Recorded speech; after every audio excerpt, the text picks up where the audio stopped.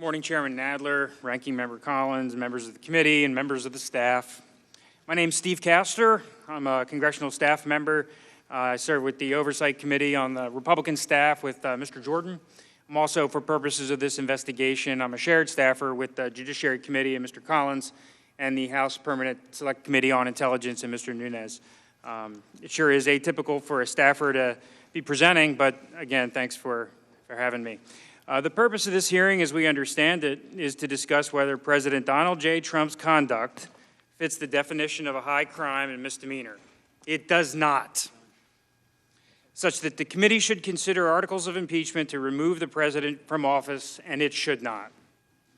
This case, in many respects, comes down to 8 lines in a call transcript. Let me say clearly and unequivocally that the answer to that question is no. The record in the Democrats' impeachment inquiry does not show that President Trump abused the power of his office or obstructed Congress. To impeach a president who 63 million people voted for over 8 lines in a call transcript is baloney. Democrats seek to impeach President Trump not because they have evidence of high crimes or misdemeanors, but because they disagree with his policies. This impeachment inquiry is not the organic outgrowth of serious misconduct. Democrats have been searching for a set of facts on which to impeach President Trump since his inauguration on January 20th, 2017. Just 27 minutes after the president's inauguration that day, the Washington Post ran a story that the campaign to impeach the president has already begun. The article reported Democrats and liberal activists are mounting broad opposition to stymieing Trump's agenda, and noted that impeachment strategists believed the Constitution's emoluments clause would be the vehicle. In the first 2 years of the administration, Democrats in the House introduced articles of impeachment to remove President Trump from office on several very different factual bases. On January 3rd, the very first day of the new Congress, Congressman Sherman introduced articles of impeachment against the president. The same day, Representative Tlaib said, we're going to go in there, we're going to impeach the president. In May 2019, Representative Green said on MSNBC, if we don't impeach this president, he will be reelected. Even Speaker Pelosi, who has said that impeachment is a somber and prayerful exercise, has called President Trump an imposter and said it is dangerous to allow voters to judge his performance in 2020. The obsession with impeaching the president is reflected in House Democrats have used the power of their majority in the past 11 months. In the Oversight Committee, the Democrats' first announced witness was Michael Cohen, a disgraced felon who pleaded guilty to lying to Congress. When he came before us at the Oversight Committee, he then lied again as many as 8 times. Oversight Committee Democrats demanded information about the president's personal finances and even subpoenaed the president's accounting firm Mazars for large swaths of sensitive and personal financial information about the entire Trump family. The subpoena was issued over the objection of committee Republicans and without a vote. In the Ways and Means Committee, Democrats demanded the president's personal tax return information. The reason they cited for wanting the president's tax returns, they said, was to oversee the IRS's audit process for presidential tax returns. You can judge that for yourself. In the Financial Services Committee, Democrats demanded and subpoenaed the president's bank records going back 10 years. The Financial Services Committee staff, the Republicans tell me, the information demanded would cover every withdrawal, credit card swipe, or debit card purchase of every member of the Trump family, including his minor child. The reason that the Democrats gave for why they needed such voluminous and intrusive personal information about the Trump family was, get this, financial industry compliance with banking statutes and regulations. Here in the Judiciary Committee, Democrats sent out letters demanding information from over 80 recipients, including the president's children, business partners, employees, his campaign, businesses, and foundation. Of course, the main event for the Judiciary Committee was the report of Special Counsel Mueller, which Democrats would believe would serve as the evidentiary basis for impeaching the president. Despite interviewing 500 witnesses, issuing 2,800 subpoenas, executing almost 500 search warrants, and spending $25 million, the special counsel's 19 attorneys and 40 FBI agents, analysts, and staff found no conspiracy or coordination between the Trump campaign and the Russian government. After the Trump-Russia collusion allegations did not pan out, Democrats focused their efforts on obstruction of justice. They criticized Attorney General Barr for concluding that no crime of obstruction had occurred in the special counsel investigation. But in fact, it was entirely appropriate for the Attorney General to make that call because the special counsel declined to do so. Not surprisingly, the Democrats' Mueller hearing was underwhelming, to say the least. And the sequel, with Corey Lewandowski, definitely did not move the impeachment needle either. The Intelligence Committee, too, was heavily invested in the Russia collusion investigation. Committee Democrats hired former federal prosecutors to prepare for their anticipated efforts to impeach the president. Now that the Russian collusion allegations did not work out, Democrats have settled on the Ukraine phone call, 8 lines the president uttered on July 25th with Ukrainian President Zelensky. But the Foreign Affairs Committee, the Committee of Jurisdiction, wasn't the committee leading the impeachment inquiry or holding the hearings. Neither was the Oversight Committee, the House's chief investigative entity. The Judiciary Committee was only recently brought back into the mix after fact-finding concluded. Instead, the impeachment inquiry was run by the House Intelligence Committee and these former federal prosecutors. Democrats on the Intelligence Committee ran the impeachment inquiry in a manifestly unfair way. All the fact-finding was unclassified, and that was made clear at the top of every single deposition, but the Democrats took advantage of the closed-door process in the Capitol basement bunker, the SCIF, to control access to information. The secrecy effectively weaponized the investigation, allowing misleading public narratives to form and catch hold with careful leaks of witness testimony. Democrats refused to invite Republican witnesses and directed witnesses called by the Democrats not to answer our questions. In the public hearings, many of these unfair processes continued. Democrats refused to invite numerous witnesses requested by Republicans, interrupted Republican questioning, and prevented witnesses from answering Republican questions. Democrats voted down, by virtue of a motion to table, with no notice, subpoenas for documents and testimony requested by Republicans. I'll note that Democrats never once brought any of their subpoenas to a vote before the Intelligence Committee. This unfair process reflects the degree to which Democrats are obsessed with impeaching the president. The Democrats went searching for a set of facts on which to impeach the president: the emoluments clause, the president's business and financial records, the Mueller report, allegations of obstruction, before landing on the Ukraine phone call. The impeachment inquiry is clearly an orchestrated effort to upend our political system. According to Politico, the Speaker has tightly scripted every step of the impeachment inquiry. Democrats have reportedly convened focus groups to test which allegations, whether it be quid pro quo or bribery or extortion, were most compelling to the American public. Speaker Pelosi said Democrats must strike while the iron is hot on impeaching the president. The entire duration of the impeachment inquiry, from the time Speaker Pelosi announced it on September 24th until today, has been 76 days.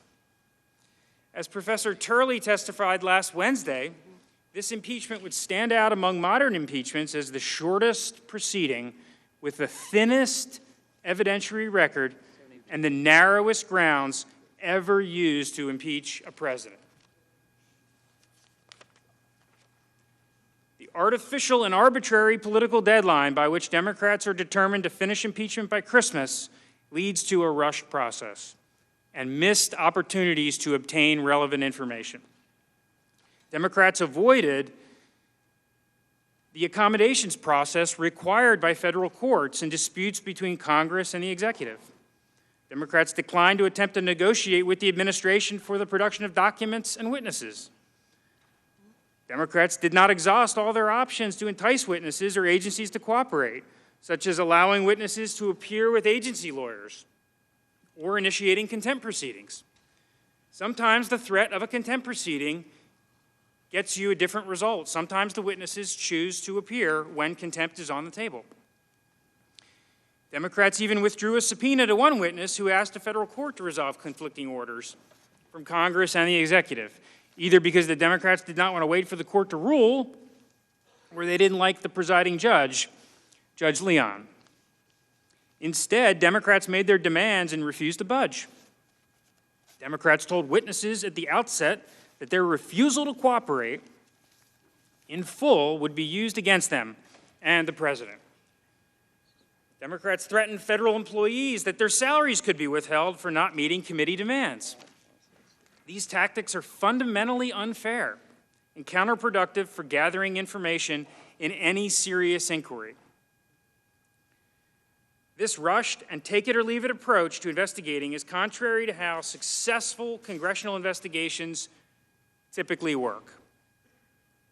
Congressional investigations take time. There is no easy button.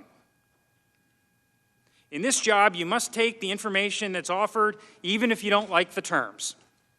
You should not say no to taking a witness's testimony because you would prefer the agency counsel's not present. If that's the only means of obtaining the testimony, you should take it.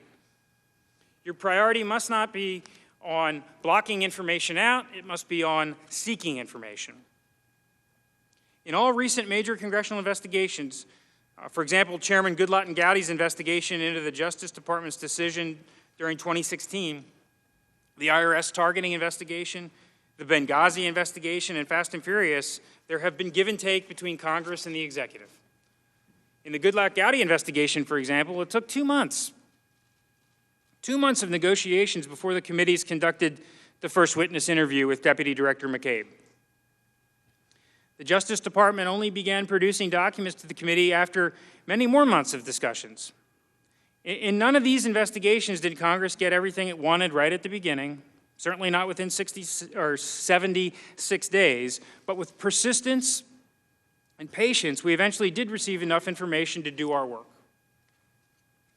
And contrary to talking points, the Trump administration has in fact cooperated with and facilitated congressional oversight and investigations. For example, earlier this year, the Oversight Committee conducted an investigation into security clearances at the White House. The central allegation put forward was that the White House deviated from established procedures to grant clearances to certain White House staff. The Democrats sought to interview career staff who performed these security clearance reviews, but declined the witness initially to appear with agency counsel. The House and the White House were at an impasse. However, after a little bit of time, we, the Republican staff, with the help of Mr. Jordan, convinced the witness to appear with agency counsel for our own transcribed interview, and the Democrats came along. The subsequent interviews in the security clearance investigation were conducted with agency counsel. The testimony allowed the committee to obtain the evidence, to get to the bottom of what was going on, and it wasn't what was alleged. Nobody outside the security clearance office was handing out clearances.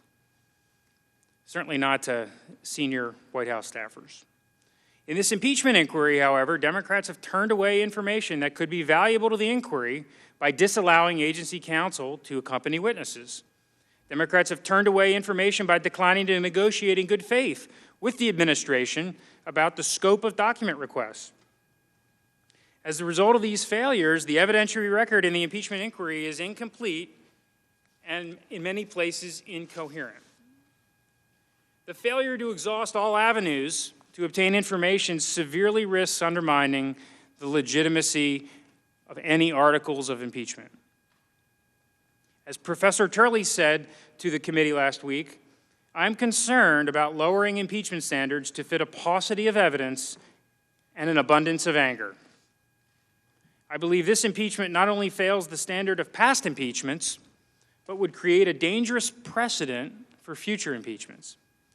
Professor Turley elaborated that the current lack of proof is another reason why the abbreviated investigation into this matter is so damaging for the case of impeachment. The substantive case for impeaching President Trump as a result of an artificial, arbitrary, and political schedule relies heavily on ambiguous facts, presumptions, and speculation. President Turley warned here, too, that impeachments have been based on proof, not presumptions. The Democrats do not have the proof. Now, my Democrat counterparts on the Intelligence Committee are talented attorneys. I'm sure they will tell you a riveting story about a shadow or irregular foreign policy apparatus and a smear campaign designed to extort Ukraine for the president's political benefit. They'll tell you about President Trump and how he put his own political interests ahead of national security by mentioning former Vice President Joe Biden by name and raising the allegations of Ukrainian influence in the 2016 election on the July 25th call. They'll try to convince you that the Trump administration, the same administration Democrats regularly accuse of being incompetent, orchestrated an international conspiracy at the highest levels. None of this adds up. It may be a great screenplay, but it's not what the evidence shows. The Democrats' impeachment inquiry ignores all of the evidence that does not advance their story. The Democrats' impeachment narrative resolves all ambiguous facts and conflicting evidence in a way that is most unflattering to the president. The Democrats' impeachment narrative ignores public statements from senior Ukrainian officials that contradict the narrative. As you listen to the Democrat presentation later today, I urge you to keep these points in mind. What evidence that has been gathered in the impeachment inquiry paints a different picture. I won't provide a detailed presentation now, but allow me to highlight a few points. First, the summary of the July 25th phone call reflects no conditionality or pressure. President Zelensky never vocalized any discomfort or pressure on the call. Contrary to Democrat allegations, President Trump was not asking for a favor that would help his reelection. He was asking for assistance in helping our country move forward from the divisiveness of the Russia collusion investigation. Second, since President Trump has declassified and publicly released the call summary 75 days ago, President Zelensky has said publicly and repeatedly that he felt no pressure. He said it on September 25th at the United Nations General Assembly. He said it in an interview published on October 6th.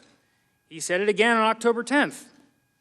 And most recently, he said it just last week in Time magazine. Other senior Ukrainian officials have also said there was no linkage between a meeting, security assistance, and an investigation. If President Trump was truly orchestrating a pressure campaign to force Ukraine to investigate former Vice President Biden, one would think that Ukraine would have felt some pressure. Third, at the time of the July 25th call, senior officials in Kyiv did not know that the security assistance was paused. They did not learn it was paused until the pause was reported publicly in the U.S. media on August 28th.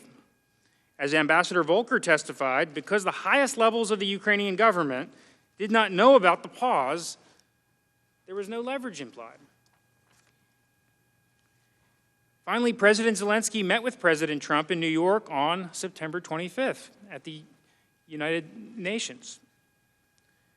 Shortly thereafter, or shortly before that, the security assistance flowed to Ukraine. Both happened without Ukraine ever taking actions or investigations.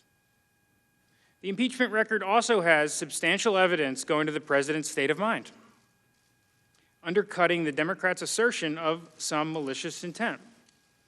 Witnesses testified that President Trump has a deeply rooted, genuine, and reasonable skepticism of Ukraine stemming from its history of corruption. President Trump is skeptical of U.S. taxpayer-funded foreign assistance and believes that our allies should share more of the burden of Ukraine's defense. Ukrainian politicians openly spoke out against President Trump during the 2016 election. These events bear directly on the president's state of mind. President Zelensky had run on an anti-corruption platform, but he was an untried politician with a relationship to a controversial Ukrainian oligarch. When former Vice President Pence met with President Zelensky in Warsaw, when Vice President Pence met with President Zelensky in Warsaw on September 1, he stressed to him the need for reform and reiterated the president's concern about burden sharing, especially among European allies. In late August and early September, after his party took control of the Ukrainian parliament, Ukraine passed historic reforms to fight corruption. These reforms including removing parliamentary immunity, which witnesses said had been a historic source of corruption. Imagine if members of our Congress had immunity. President Trump later lifted the pause on security assistance and met with President Zelensky 2 weeks later. The aid was paused for 55 days. Very simply, the evidence in the Democrats' impeachment inquiry does not support the conclusion that President Trump abused his power for his own personal political benefit. There is simply no clear evidence that President Trump acted with malicious intent in withholding a meeting or security assistance. Indeed, there are, and the Republican report articulates them, legitimate explanations for these actions that are not nefarious, as the Democrats allege. The evidence shows that President Trump faithfully executed the duties of his office by delivering on what he promised the American voters he would do. Democrats may disagree with the president's policy decisions or the manner in which he governs, but those disagreements are not enough to justify the irrevocable action of removing him from office. The Democrats' hyperbole and histrionics are no good reason, 11 months out from an election, to prevent the American people from deciding on their own who is going to be their next president. This record also does not support a conclusion that President Trump obstructed Congress during the impeachment inquiry for many of the procedural defects I touched on earlier. Additionally, as a factual matter, the only direct testimony the investigation has obtained about the president's reaction to the inquiry is from Ambassador Sondland, who testified President Trump told him to cooperate and tell the truth. President Trump has also declassified and released the summaries of his 2 phone calls with President Zelensky. President Trump has said that he would like witnesses to testify, but he's been forced to resist the unfair and abusive process. I believe strongly in the prerogatives of the Congress. It's awful to hear President Turley's testimony from last week when he critiqued the House for proceeding on impeachment so rapidly and on such a thin record. Professor Turley said to set this abbreviated schedule, demand documents, and then impeach because they haven't been turned over when they go to court, I think is an abuse of power. The impeachment of a duly elected president, as Chairman Nadler said in 1998, is the undoing of a national election. Now, I understand Democrats issued a report over the weekend arguing that contrary to the chairman's statement in 1998, impeachment is not undoing an election. I would just respond by saying that I don't think many of the 63 million Americans from all around the country who voted for President Trump in 2016 would agree. By impeaching President Trump, the House would essentially be nullifying the decision of those Americans. And the House would be doing it in less than 11 months before the next election. There still is no compelling argument for why Democrats in the House must take this decision out of the hands of the voters and do it before Christmas. During the Clinton impeachment in 1998, the chairman said that at bare minimum, the president's accusers must go beyond hearsay and innuendo and beyond the demands that the president prove his innocence of vague and changing charges.